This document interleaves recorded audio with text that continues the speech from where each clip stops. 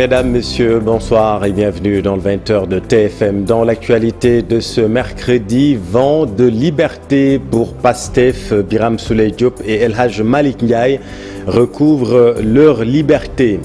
Choc des ambitions à l'Alliance pour la République. Qui sera l'élu du cœur de l'APR? La bataille ne fait que commencer. Décryptage à suivre.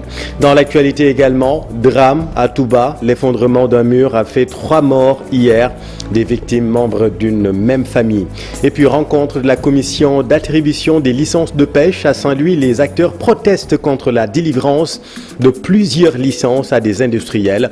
Reportage à suivre. Voilà pour les titres et tout de suite le développement.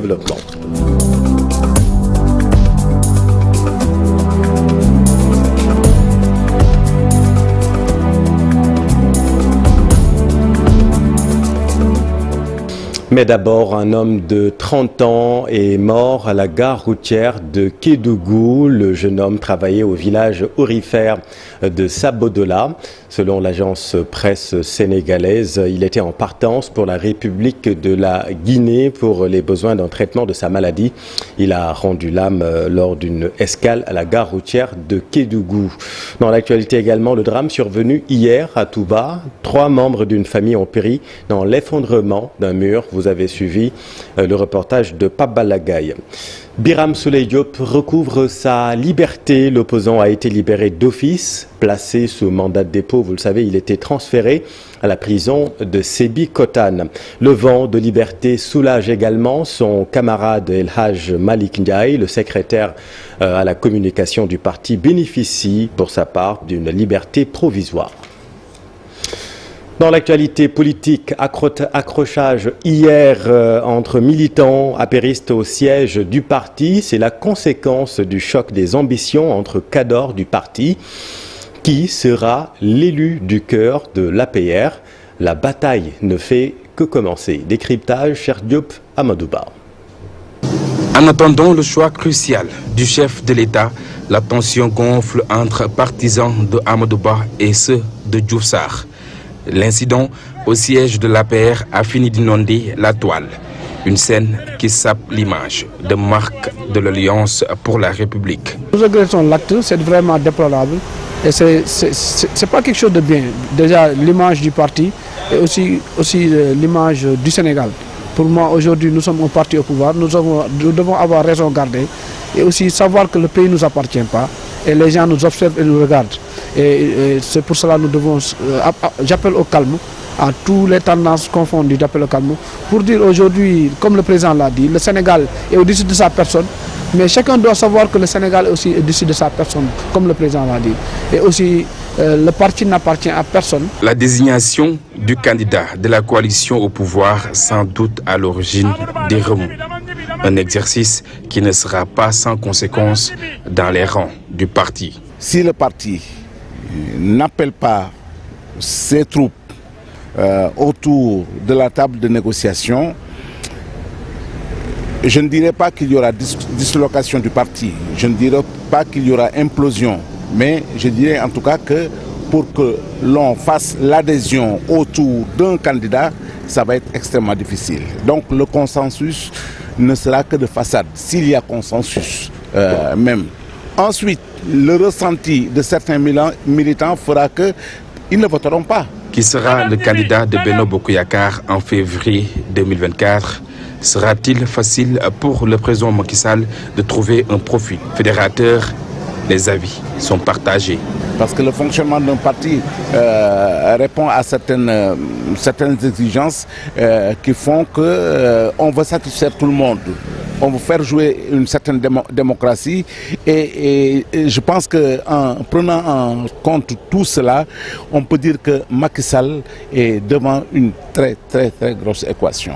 Pour moi, si on choisit dans la transparence et dans la vérité, et dans aussi l'écoute des Sénégalais qui parlent dehors et partout dans les sondages, que vous voyez l'opinion nationale et l'opinion internationale, pour moi le choix est très facile. À quelques mois du scrutin présidentiel, Benno Bokk Yakaar ne connaît toujours pas son candidat. Tout reste suspendu à la décision du chef de l'État qui doit se prononcer. En attendant, les rivalités se font sentir. Merci cher. L'autre grand titre de cette édition, la rencontre de la commission d'attribution des licences de pêche aujourd'hui. À Saint-Louis, les acteurs de la pêche désapprouvent l'octroi de plusieurs licences à des industriels. Reportage Ousseynou Diop, Habib Seck. La rencontre tenue par la commission d'attribution des licences de pêche pour octroyer de nouvelles licences à des privés n'est pas du goût des acteurs de Saint-Louis. La commission d'attribution des licences de pêche est en train de discuter avec les acteurs. Et je pense que notre pays est en retard parce que tous nos voisins conservent leurs ressources halieutiques. Mais dans notre pays, les bateaux privés pillent toutes nos ressources avec la complicité de nos autorités. Plus de 80% des difficultés des pêcheurs est due à la rareté des ressources. Pour les acteurs du quartier des pêcheurs de Gendar, l'État doit changer de fusil d'épaule pour protéger les ressources de notre pays. 90% là, voilà 80%. Le manque de ressources dans nos eaux représente 80 à 95% des motifs qui ont poussé les jeunes à quitter le pays, parce que nos eaux sont actuellement vides. C'est pourquoi l'État doit revoir sa démarche et sa politique de pêche. Actuellement, la migration irrégulière alimente les débats. Pour les pêcheurs, la rareté du poisson dans nos eaux est liée à ce phénomène qui pousse les jeunes à tenter de quitter le pays au péril de leur vie et à priver la pêche de ses bras les plus valides. L'État doit parler avec tous les acteurs pour régler le problème des migrants clandestins. Il faut qu'ils retournent à la base. Nos enfants meurent dans l'océan. Nous, les pêcheurs, nous sommes les premiers perdants. C'est pourquoi il faut une rencontre nationale inclusive pour résoudre le problème de la migration clandestine. Dans la ville de Saint-Louis, les pêcheurs refusent que des licences de pêche soient octroyées à des privés. Ils ont invité le ministre de la Pêche à plus de vigilance sur ces multiples demandes qui, à terme, vont appauvrir nos eaux. Éducation, 51,54%, c'est le taux de réussite du baccalauréat 2023. Près de 33 000 admis d'office, 42 000 ont réussi l'examen au second tour. Le bilan avec l'office du bac, Habib Faye, Youssou Barou. Fini les examens, l'office du baccalauréat officialise les résultats nationaux. Sur 151 710 candidats, un taux de 51,54% est déclaré admis pour cette année 2023. Un peu plus de 155 000 candidats. Donc le nombre de candidats qui sont présentés à l'examen, c'est un peu moins de 146 000 plutôt. Et parmi ces candidats-là, 77 284 qui sont admis. Et 77 284, plus de la moitié, c'est-à-dire 41 347 sont des filles. Et ce sont les 33 000 qui sont des garçons. À peu près 1300, 1400 admis de plus cette année. Même si le nombre de filles est plus important, les garçons se sont plus illustrés en termes de réussite. Le nombre de filles est plus important que le nombre de garçons, mais ça c'était depuis les inscriptions, parce qu'à l'inscription on avait 57% de filles. Donc c'est normal qu'à l'arrivée, bien que le pourcentage d'admis chez les garçons soit un peu plus élevé, c'est normal qu'il y ait beaucoup plus de filles que de garçons parmi les admis. Pour cette édition, l'office du baccalauréat dénombre 7 846 succès avec mention, un nombre supérieur à l'année précédente avec 7 647. Pour les mentions, globalement, donc, nous avons 7 846 mentions. Parmi ces mentions-là, donc, on a 144 mentions très bien et 1366 mentions bien. Le taux de réussite des élèves a montré que l'année scolaire 2023 s'est bien déroulée sur le plan national. 32 813 sont admis d'office. 42 007 ont eu le baccalauréat au second tour avec un nombre important de filles.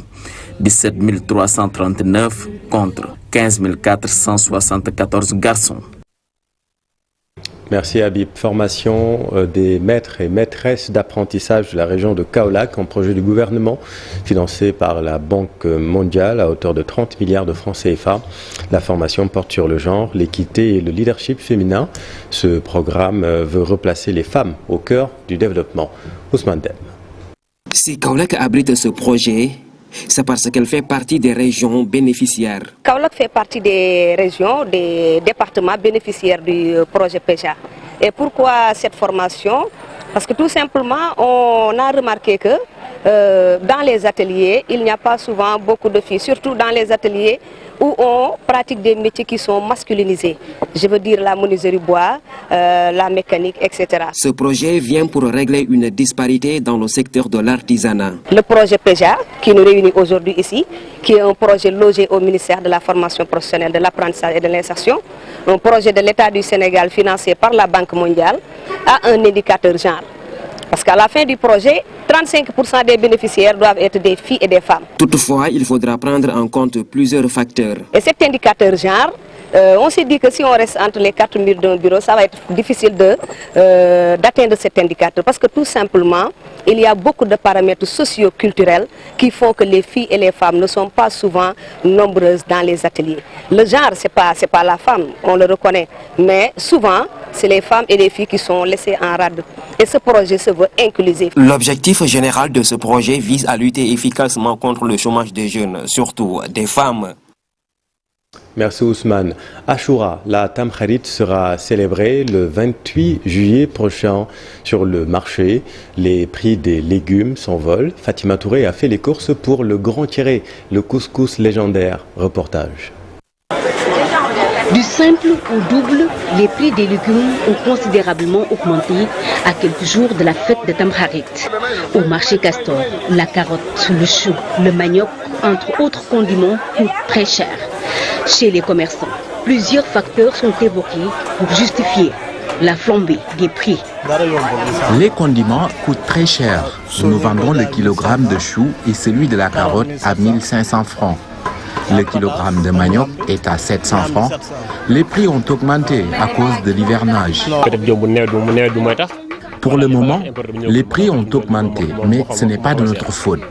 L'hivernage explique en partie cette hausse, mais aussi la non-disponibilité des légumes importés. Pour la carotte, je vends le kilogramme à 1500. Auparavant, le prix tournait autour de 700 et 800 francs. Le kilogramme de chou est à 1000 francs, alors qu'auparavant, il se vendait à 500, voire 400 francs. On tourne au parc d'oignons et de la pomme de terre du marché Castor. Même constat, les prix restent intacts. Aucun changement par rapport à la tabaski, malgré l'importation de milliers de tonnes de ces denrées. Pour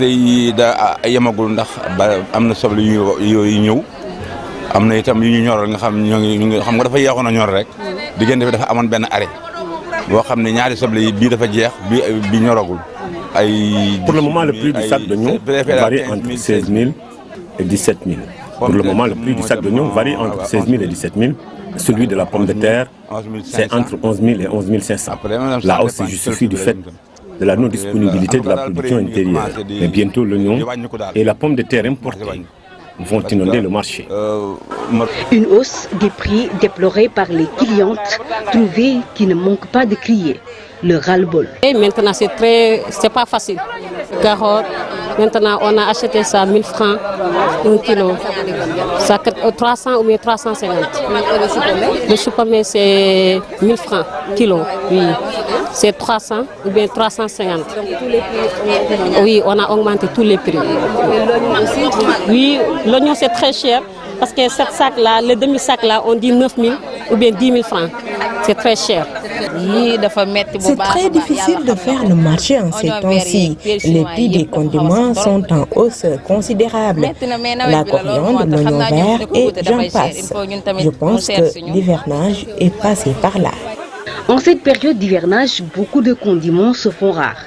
Alors que la Tamkharit pointe à l'horizon, les clients espèrent que les prix vont connaître une légère baisse.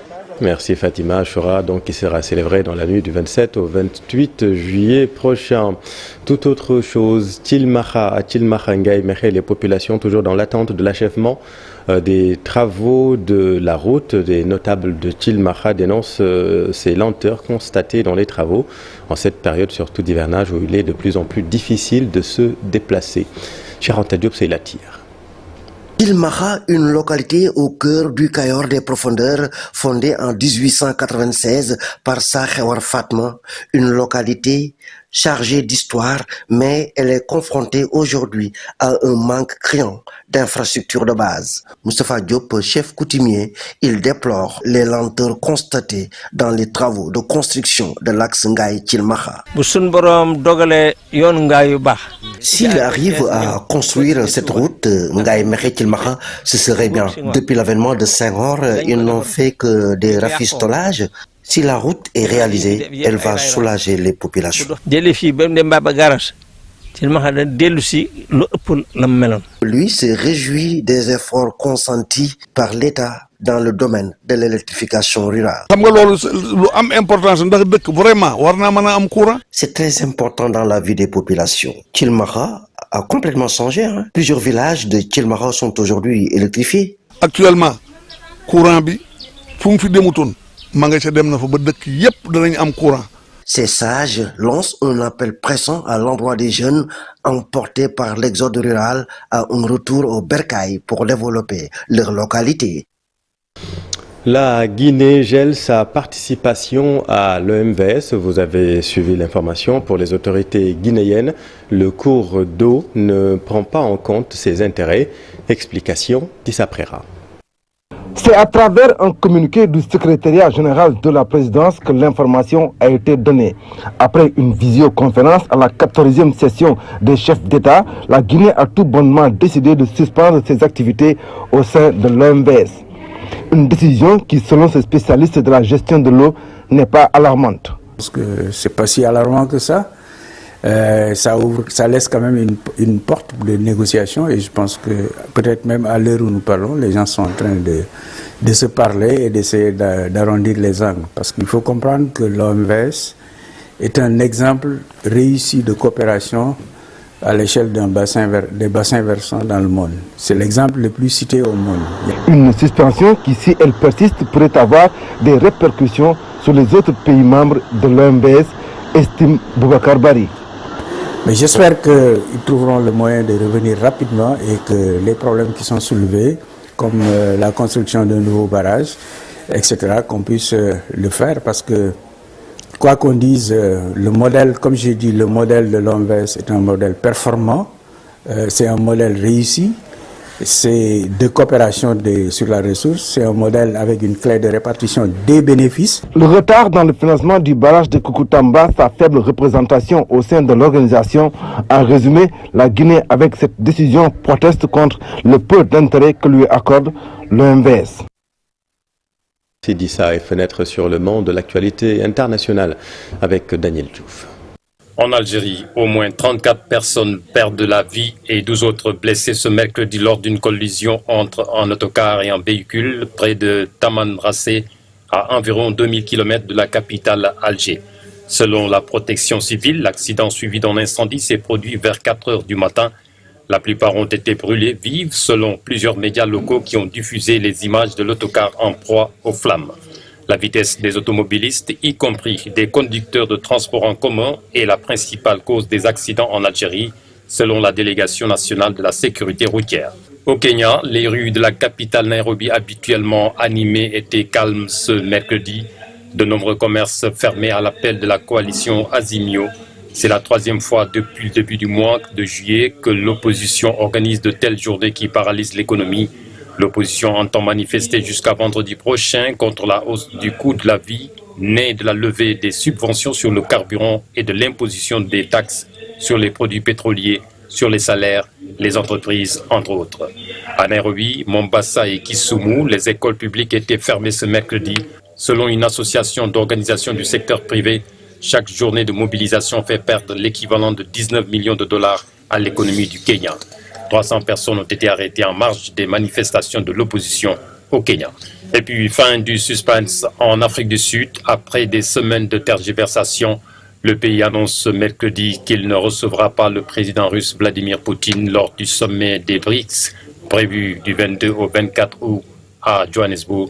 Le groupe des BRICS est composé de l'Afrique du Sud, du Brésil, de la Chine, de l'Inde et de la Russie. Le chef du Kremlin est sous le coup d'un mandat d'arrêt de la Cour pénale internationale pour le crime de guerre de déportation d'enfants ukrainiens.